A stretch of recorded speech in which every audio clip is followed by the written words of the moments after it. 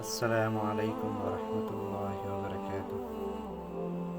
نبی کریم صلی اللہ علیہ وسلم نے فرمایا کہ جو شخص جنت کے حق ہونے کی گواہی دے گا وہ ضرور اس میں داخل ہوگا، اور جنت پر ایمان لانے سے تکالیف برداشت کرنے کی ہمت پیدا ہوتی ہے، پھر 5 وقت نماز پابندی سے پڑھنا آسان ہو جاتا ہے، بیماری آئے، بیوی بچوں یا نوکری کی پریشانی آئے تو اللہ سے مدد مانگ کر صبر کرتا ہے اور اچھے کی امید رکھتا ہے، کیونکہ جنت پر ایمان لانے والا شخص تمام لوگوں سے زیادہ تکلیفوں پر صبر کرنے والا ہوتا ہے۔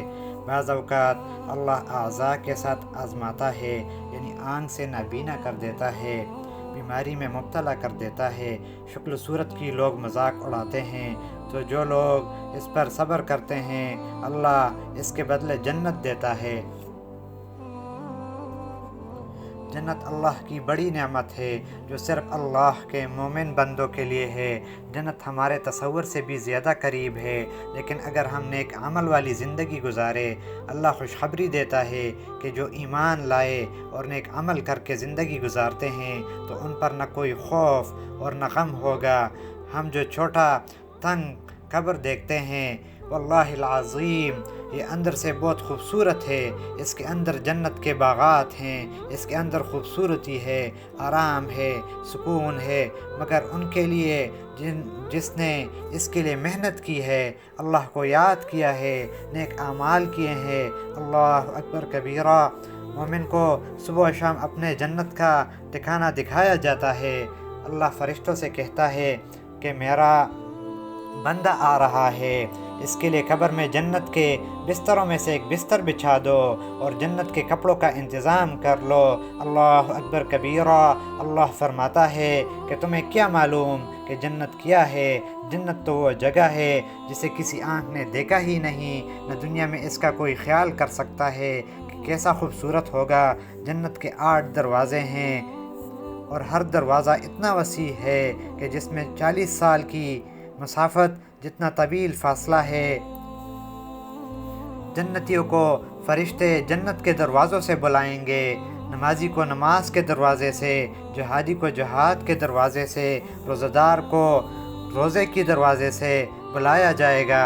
جب مومن جنت میں داخل ہوگا تو وہ 70,000 باغات دیکھے گا، ہر باغ میں 70,000 درخت ہوں گے، ہر درخت پر 70,000 پتے ہوں گے، اور ہر پتے کی چوڑائی مشرق سے مغرب تک ہوگی۔ نبی کریم صلی اللہ علیہ وسلم نے فرمایا جب تم جنت طلب کرو تو جنت الفردوس طلب کرو، کیونکہ اس کے اوپر رحمان کا عرش ہے۔ نبی کریم صلی اللہ علیہ وسلم نے فرمایا جب تم مؤذن کی اذان سنو تو تم بھی اسی طرح کہو جس طرح وہ کہتا ہے، پھر مجھ پر درود و سلام بھیجو کہ جو مجھ پر ایک بار درود بھیجے گا تو اللہ تعالیٰ اس پر 10 رحمتیں نازل کرے گا۔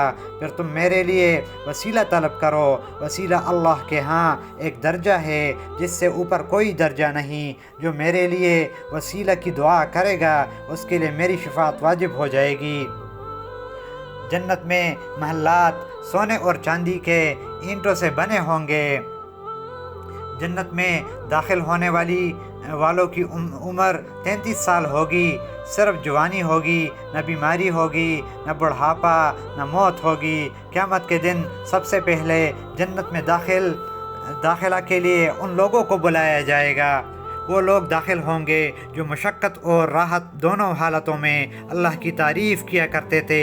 نبی کریم صلی اللہ علیہ وسلم نے فرمایا کہ کچھ لوگ ایسے ہیں جو مصائب کا شکار ہیں، دل میں کسی چیز کی آرزو ہے، مگر اس کے پورا ہونے سے پہلے موت آ گئی تو اللہ فرشتوں سے فرمائے گا کہ یہ میرے بندے ایسے بندے ہیں کہ میرے ساتھ کسی کو شریک نہیں کرتے تھے، دل میں آرزوئیں تھی، دل میں ارمان تھے، دل میں آرزو تھی، مگر موت کی وجہ سے پوری نہ ہوئی، تو فرشتے ہر دروازے سے ان کو داخل کریں گے اور فرمائیں گے کہ تم پر سلامتی ہو، تمہارے صبر کے بدلے میں جنت کتنا بہترین ٹھکانہ ہے۔ نبی کریم صلی اللہ علیہ وسلم نے فرمایا کہ اللہ منصف حاکم کا، مظلوم اور تیسرے روزہ دار کی دعائیں قبول کرتا ہے۔ تو ہمیں چاہیے کہ ہم رمضان کے اس بابرکت مہینے میں اللہ سے جنت الفردوس مانگے، جنت والے اعمال کرے، نیکی اور بدی کو پہچانے، خود بھی نیک اعمال کرے اور اپنے رشتہ داروں کو بھی اچھے اعمال کی طرف بلائے۔